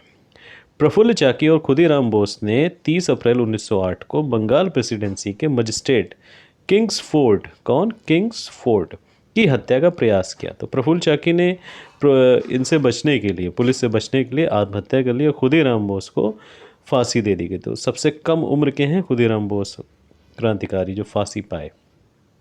बीकाजी रुस्तम करीब 15 साल के आसपास थे। बीकाजी रुस्तम का माँ, ये भारतीय क्रांति की माँ कहलाती हैं। 1907 में स्टुटगार्ट जर्मनी में पहली बार इन्होंने भारतीय राष्ट्रीय झंडे को फहराया था। 1 जुलाई 1909 को मदन लाल ढींगरा ने विलियम कर्जन वैली की गोली मारकर हत्या कर दी। बाद में क्या हुआ कि ढींगरा को फांसी दे दी गई। अजीत सिंह ने लाहौर में अंजुमन ए मोहिबान ए वतन नामक संस्था की स्थापना करी। वायसराय हार्डिंग ने वर्ष 1911 में दिल्ली में भव्य दरबार का आयोजन किया, जिसमें इंग्लैंड के सम्राट जॉर्ज पंचम व महारानी मेरी का स्वागत किया गया। अच्छा, इसमें क्या होता है? जो बंगाल विभाजन होता है उसको रद्द कर दिया जाता है। राजधानी को कलकत्ता से स्थानांतरित कर दिया जाता है। कहाँ? दिल्ली के लिए। 1912 में होता है लॉर्ड हार्डिंग के समय में, और दिल्ली भारत की राजधानी बन जाती है। रास बिहारी बोस ने 23 दिसंबर 1912 को दिल्ली में वायसराय लॉर्ड हार्डिंग पर बम फेंका, लेकिन वो बच गया। हार्डिंग पर बम बसंत विश्वास, जो रास बिहारी का नौकर था, उसने फेंका था। लॉर्ड हार्डिंग की हत्या से संबंधित यह मुकदमा दिल्ली षड्यंत्र केस के नाम से जाना जाता है। हार्डिंग पर बम फेंकने के मुकदमे में बसंत विश्वास, बाल मुकुंद, अवध बिहारी और मास्टर अमी चंद को फांसी हो गई। रास बिहारी बोस जापान चले गए। 1 नवंबर 1913 को सोहन सिंह भकना ने हिंद एसोसिएशन ऑफ अमेरिका की स्थापना करी, है ना। इसने क्या किया? कई भाषाओं में गदर पत्रिका को निकाला, जिनके नाम पर इस संस्था का नाम क्या पड़ गया? गदर आंदोलन पड़ गया। 1915 में अंग्रेज सरकार ने महात्मा गांधी को कैसर हिंद की उपाधि दी। कामागाटा मारू, रू नहीं लिखा है यहाँ पे, कामागाटा मारू एक जापानी जहाज़ था जिसे पंजाब के गुरदत्त सिंह ने मार्च 1914 में किराए पर लिया था। 376 यात्रियों को बैठाकर कनाडा के बंदरगाह वैंकूवर की ओर उसने प्रस्थान किया था। तट पर पहुंचा, लेकिन कनाडाई जो पुलिस थे उन्होंने भारतीय यात्रियों की घेराबंदी कर दी और उनको देश में घुसने नहीं दिया। यात्रियों के अधिकार की लड़ाई के लिए हुसैन रहीम, बलवंत सिंह और सोहनलाल पाठक की अगुवाई में एक तटीय समिति, शोर कमेटी का गठन हुआ। कनाडा सरकार के इनकार करने के बाद भारत की ब्रिटिश सरकार ने जहाज़ को सीधे कलकत्ता लाने का आदेश दिया। जहाज़ के बजबज यानी कलकत्ता बंदरगाह है, वहाँ पर क्रुद्ध यात्रियों और पुलिस के बीच में संघर्ष हुआ, जिसमें 18 यात्री मारे गए और शेष को जेल में डाल दिया गया। राजा महेंद्र प्रताप ने अपने सहयोगी बरकतुल्लाह के साथ 1915 में काबुल में प्रथम अस्थायी सरकार की स्थापना करी।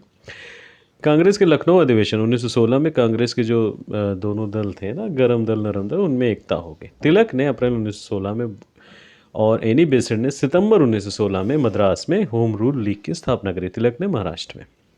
गांधी जी ने 1917 में अहमदाबाद में साबरमती आश्रम की स्थापना करी और बिहार के राजकुमार शुक्ल के आग्रह पर ये चंपारण गए और सत्याग्रह का सबसे पहला प्रयोग इन्होंने दक्षिण अफ्रीका में किया था 1906 में, और भारत में यहीं ये 1917 में चंपारण बिहार में। इसके कारण अंग्रेजों को तिनकठिया प्रथा को समाप्त करना पड़ा। रविन्द्रनाथ टैगोर ने सबसे पहले गांधी को महात्मा कहा था। महात्मा गांधी ने पहली बार भूख हड़ताल अहमदाबाद मिल मजदूरों के समर्थन में 1918 में करी थी और गुजरात के खेड़ा जिले में कर नहीं आंदोलन इन्होंने चलाया था। रॉलेट एक्ट 18 मार्च 1919 को पारित होता है। बिना अपील, बिना वकील, बिना दलील का कानून इसे कहा जाता है। 6 अप्रैल 1919 को गांधी जी ने एक देशव्यापी हड़ताल का आयोजन किया इसके विरोध में।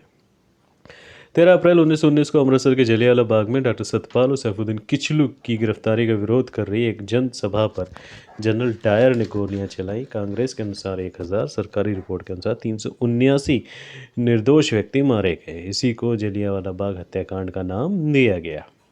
शंकर नायर ने इस घटना के विरोध में वायसराय की कार्यकारिणी परिषद से अपना इस्तीफा दे दिया था। जलियांवाला बाग हत्याकांड के विरोध में गांधी ने कैसर हिंद की उपाधि त्याग दी। जमनालाल बजाज ने राय बहादुर, रविन्द्रनाथ टैगोर ने सर की उपाधि को वापस कर दिया। जलियांवाला बाग हत्याकांड की जांच के लिए लॉर्ड हंटर, इंटर लिखा है, ये हंटर है, ठीक है, की अध्यक्षता में एक कमेटी गठित करी गई। कांग्रेस की ओर से भी एक तहकीकात कमेटी गठित करी गई। मदन मोहन मालवीय इसके क्या थे, अध्यक्ष थे। खिलाफत आंदोलन भारतीय मुसलमानों का मित्र राष्ट्र के विरुद्ध, विशेषकर ब्रिटेन के खिलाफ टर्की के खलीफा के समर्थन में आंदोलन था। पूरे विश्व में 17 अक्टूबर 1919 को खिलाफत दिवस, 17 अक्टूबर 1919 बहुत इंपॉर्टेंट है, खिलाफत दिवस के रूप में मनाया गया। 1 अगस्त 1920 को असहयोग आंदोलन महात्मा गांधी ने शुरू किया और इसी दिन बाल गंगाधर तिलक की क्या हो गई, मृत्यु हो गई। मोहम्मद अली जिन्ना, एनी बेसेंट और विपिन चंद पाल असहयोग आंदोलन से सहमत नहीं थे। जिन्ना, एनी बेसेंट, विपिन चंद पाल। गांधी जी ने रॉलेट एक्ट, जलियांवाला बाग हत्याकांड के विरोध और खिलाफत आंदोलन के समर्थन में 1 अगस्त 1920 से असहयोग आंदोलन प्रारंभ किया, जिससे जो ऊपर तीनों नाम बताए हमने, उन्होंने असंतुष्ट होकर कांग्रेस को छोड़ दिया। 4 फरवरी 1922 को गोरखपुर जिले के चौरी चौरा नामक एक स्थान पर जो ये आंदोलनकारी थे, उन्होंने थाने में आग लगा दी, जिससे अनेक अंग्रेज 23 थे शायद पुलिसकर्मी, उनकी मृत्यु हो गई। इलाहाबाद में सी आर दास और मोतीलाल नेहरू ने मार्च 19, अच्छा ये जब मृत्यु हो गई तो इसी वजह से फिर चौरी चौरा कांड की वजह से असहयोग आंदोलन गांधी जी ने वापस ले लिया था। इलाहाबाद में चित्तरंजन दास और मोतीलाल नेहरू ने 1923 में कांग्रेस खिलाफत स्वराज पार्टी की स्थापना करी। शशिनाथ सान्याल ने 1924 में कानपुर में हिंदुस्तान रिपब्लिक एसोसिएशन की स्थापना करी। 9 अगस्त 1925 को क्या होता है, 8 डाउन ट्रेन में स्थित सरकारी खजाना, जो काकोरी से होकर ट्रेन जा रही थी, तो उसको लूट लिया जाता है। इसी को हम लोग काकोरी कांड कहते हैं। राम प्रसाद बिस्मिल, अशफाकुल्ला खां, राजेंद्र लाहिड़ी, रोशन सिंह, इन सबको फांसी दे दी गई और शशिनाथ सान्याल को आजीवन कारावास की सजा दे दी गई। 3 फरवरी 1928 को साइमन कमीशन भारत आता है। वाइट मैन कमीशन भी कहा जाता है क्योंकि इसमें एक भी सदस्य भारतीय नहीं था। तो इसके विरोध में 30 अक्टूबर को साइमन कमीशन के विरोध में प्रदर्शन होता है। पुलिस की लाठी से लाला लाजपत राय घायल हो जाते हैं, बाद में उनकी मृत्यु हो जाती है। चंद्रशेखर आज़ाद ने 1928 में दिल्ली में स्थित फिरोजशाह कोटला में हिंदुस्तान सोशलिस्ट रिपब्लिकन एसोसिएशन की स्थापना करी, HSRA। भगत सिंह के नेतृत्व में क्रांतिकारियों ने 17 दिसंबर 1928 को लाहौर के तत्कालीन सहायक पुलिस कप्तान सैंडर्स की गोली मार के हत्या कर दी। पब्लिक सेफ्टी बिल पास होने के विरोध में 8 अप्रैल 1929 को बटुकेश्वर दत्त एवं भगत सिंह ने दिल्ली के सेंट्रल लेजिस्लेटिव असेंबली में खाली बेंचों पर बम फेंका, कागज़ के टुकड़े उड़ाए, जिस पर लिखा था कि हमारा उद्देश्य किसी की जान लेना नहीं बल्कि बहरों के कानों तक आवाज़ पहुंचाना है। कांग्रेस के लाहौर अधिवेशन 1929 में पूर्ण स्वराज को अपना लक्ष्य घोषित किया गया। इसकी अध्यक्षता नेहरू ने करी थी, जवाहरलाल नेहरू ने। इनके द्वारा 31 दिसंबर 1929 को रात 12 बजे रावी नदी के तट पर तिरंगा झंडा फहराया गया। लाहौर अधिवेशन में 26 जनवरी 1930 को पहला स्वतंत्रता दिवस मनाने का निर्णय लिया गया। 12 मार्च 1930 को अपने कुछ जगह ये 80 भी लिखा हुआ है, ठीक है, समर्थकों के साथ साबरमती आश्रम से 390 किलोमीटर दूर दांडी के लिए इन्होंने यात्रा शुरू करी और 24 दिन बाद 6 अप्रैल को ये पहुंचते हैं और दांडी पहुंचकर ये नमक कानून तोड़ते हैं और सविनय अवज्ञा आंदोलन की शुरुआत करते हैं। उत्तर पश्चिमी सीमा प्रांत के मुसलमानों ने जो सीमांत गांधी थे यानी खान अब्दुल गफ्फार खां, उनके नेतृत्व में सविनय अवज्ञा आंदोलन चलाया। इस आंदोलन में खान अब्दुल खां के नेतृत्व में गठित खुदाई खिदमतगार या लाल कुर्ती संगठन ने भी महत्वपूर्ण भूमिका निभाई। वेब मिलर सविनय अवज्ञा आंदोलन से, अमेरिकी पत्रकार था, संबंधित था। तमिलनाडु में सी राजगोपालाचारी ने तृष्णापल्ली से वेदारण्यम तक नमक यात्रा करी। 5/5/1931 को गांधी इरविन समझौता होता है। इसके बाद गांधी ने सविनय अवज्ञा आंदोलन स्थगित कर दिया। यही जो गांधी इरविन समझौता हुआ ना, इसे दिल्ली समझौता भी कहते हैं। पहला गोलमेज सम्मेलन 12 नवंबर 1930 से 19 जनवरी 1931 तक लंदन में आयोजित हुआ। पहली ऐसी वार्ता थी जिसमें ब्रिटिश शासकों द्वारा भारतीयों को बराबर का दर्जा दिया गया। दूसरा गोलमेज सम्मेलन 7 सितंबर 1931 से दिसंबर 1931 तक होता है। महात्मा गांधी ने कांग्रेस प्रतिनिधि के रूप में इसमें भाग लिया था। द्वितीय गोलमेज सम्मेलन में गांधी ने SS राजपूताना नामक जहाज से कांग्रेस के एकमात्र प्रतिनिधि के रूप में ये इंग्लैंड पहुंचे थे। दूसरा गोलमेज सम्मेलन सांप्रदायिक प्रतिनिधि के कारण क्या रहा, असफल रहा। और इसके बाद गांधी जी ने 3 जनवरी 1932 को पुनः सविनय अवज्ञा आंदोलन शुरू कर दिया। तृतीय गोलमेज सम्मेलन 17 नवंबर 1932 से 24 दिसंबर 1932 तक हुआ। तीनों गोलमेज सम्मेलनों के समय इंग्लैंड के प्रधानमंत्री जेम्स रैमजे मैकडोनाल्ड थे। और जब अम्बेडकर ने तीनों गोलमेज सम्मेलनों में अछूतों के प्रतिनिधि के रूप में प्रतिभाग किया। 16 अगस्त 1932 को तत्कालीन ब्रिटिश प्रधानमंत्री रैमजे मैकडोनाल्ड ने सामुदायिक पंचायत यानी कि कम्युनल अवार्ड को प्रस्तुत किया। इसके तहत मुसलमान व सिख के साथ साथ दलित वर्ग को भी अल्पसंख्यक माना गया और हिंदुओं से अलग कर दिया गया। गांधी ने विरोध किया और पूना के यरोदा जेल में 20 सितंबर 1932 को आमरण अनशन शुरू कर दिया। 24 सितंबर 1932 को गांधी की ओर से मालवीय और अन्य नेता व अम्बेडकर के मध्य एक समझौता हुआ जिसे पूना समझौता कहा जाता है। इसके तहत दलित वर्गों के पृथक निर्वाचक मंडल समाप्त कर दिए गए, लेकिन प्रांतीय विधानमंडलों में दलित वर्गों के लिए सुरक्षित सीटों की संख्या 71 से बढ़ाकर 71 से बढ़ाकर 148 कर दी गई। केंद्रीय विधानमंडल में हरिजनों के लिए सुरक्षित सीटों की संख्या में 18% की वृद्धि करी गई। याद रखिएगा 18%। गांधी जी द्वारा सविनय अवज्ञा अंतिम रूप से 7 अप्रैल 1934 को वापस लिया गया। गढ़वाल राइफल्स के जवानों ने सविनय अवज्ञा आंदोलन के पठान सत्याग्रहियों पर गोली चलाने से इनकार कर दिया था। 23 मार्च 1931 को भगत सिंह, सुखदेव एवं राजगुरु को फांसी दे दी गई। कांग्रेस सोशलिस्ट पार्टी की स्थापना मई 1934 में होती है। अखिल भारतीय किसान सभा का पहला सम्मेलन 1936 में स्वामी सहजानंद की अध्यक्षता में होता है। महासचिव NG रंगा। कांग्रेस का जो त्रिपुरा अधिवेशन था 1939 में महात्मा गांधी द्वारा जो प्रस्तावित प्रत्याशी थे पट्टाभी सीतारमैया, उनको हरा के सुभाष चंद्र बोस कांग्रेस के अध्यक्ष बने और इन्होंने 3 मई 1939 को कांग्रेस के अंदर ही फॉरवर्ड ब्लॉक की स्थापना करी। पंजाब के उधम सिंह ने 13 मार्च 1940 को पंजाब के पूर्व लेफ्टिनेंट गवर्नर जनरल डायर की लंदन में गोली मारकर हत्या कर दी और जलियांवाला बाग कांड का बदला लिया। गांधी ने 17 अक्टूबर 1940 को महाराष्ट्र के पवनार में व्यक्तिगत सत्याग्रह शुरू किया। इसके पहले सत्याग्रही विनोबा भावे थे, दूसरे जवाहरलाल नेहरू थे, तीसरे ब्रह्मदत्त थे। वर्धा में 14 जुलाई 1942 के कांग्रेस कार्य समिति की बैठक में अंग्रेजों भारत छोड़ो का प्रस्ताव पास किया गया। 7 अगस्त 1942 को कांग्रेस की बैठक बम्बई के ऐतिहासिक ग्वालियर टैंक मैदान में होती है, जहां 8 अगस्त को भारत छोड़ो प्रस्ताव को स्वीकार कर लिया जाता है। इसकी शुरुआत 9 अगस्त 1942 को करी गई और गांधी ने करो या मरो का नारा दिया था। ऑपरेशन ज़ीरो आवर के अंतर्गत सभी महत्वपूर्ण कांग्रेसी नेताओं को 8 अगस्त 1942 की रात में ही गिरफ्तार कर लिया जाता है। गांधी के आगा खां पैलेस में तथा कांग्रेस कार्यकारिणी के अन्य सदस्यों को अहमदनगर के दुर्ग में रखा गया। हजारीबाग के सेंट्रल जेल से भागने के बाद जयप्रकाश नारायण ने भूमिगत होकर इस आंदोलन की बागडोर संभाली। इसके दौरान कुछ समांतर सरकारें भी बनी है ना, बलिया में, तामलुक में, सतारा में। 1942 में रासबिहारी बोस के नेतृत्व में इंडियन इंडिपेंडेंस लीग का गठन किया गया। रासबिहारी बोस दिल्ली षड्यंत्र केस से बचने के लिए जापान चले गए थे, याद रखिएगा। आज़ाद हिंद फौज के गठन का विचार सबसे पहले कैप्टन मोहन सिंह के मन में आया। स्थापना 1 सितंबर 1942 को रासबिहारी बोस द्वारा करी जाती है। Mohan Singh commander in chief बनाए जाते हैं और 4 जुलाई 1943 को सुभाष चंद्र बोस को सर्वोच्च सेनापति बनाया जाता है।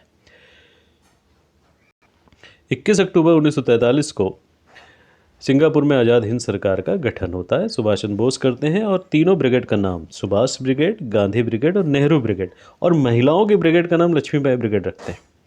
जापान ने 30 दिसंबर 1943 को बोस को अंडमान व निकोबार द्वीप समूह सौंप दिया, जिसका नाम उन्होंने अंडमान का रखा शहीद द्वीप और निकोबार का रखा स्वराज द्वीप। आज़ाद हिंद फौज के अधिकारियों PK सहगल, कर्नल गुरदयाल ढिल्लन और मेजर शहनवाज हुसैन पर राजद्रोह के आरोप में दिल्ली के लाल किले पर मुकदमा चलाया गया, लेकिन जन विरोध के कारण वायसराय ने इनकी सज़ा माफ़ कर दी। आज़ाद हिंद के जो फौज के अभ्यर्थियों की ओर से तेज बहादुर सप्रू, जवाहरलाल नेहरू, भूलाभाई देसाई और के.एन. काटजू ने पैरवी करी थी। और भूलाभाई देसाई जो थे वो वकीलों के समूह की अध्यक्षता कर रहे थे। आईएनएस तलवार नामक जहाज पर मुंबई में 18 फरवरी 1946 को नौसेना ने विद्रोह किया।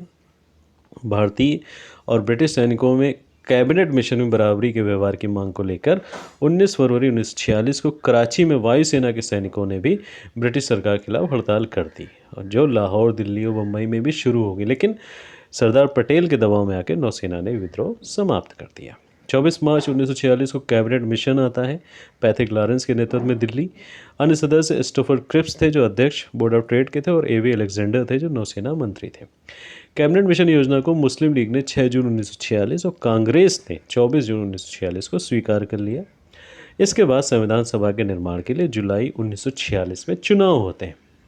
कांग्रेस 208 स्थान प्राप्त करती है, 4 सिख भी शामिल थे। मुस्लिम लीग को 73वां स्थान प्राप्त होता है। कुल टोटल 73 स्थान प्राप्त होते हैं।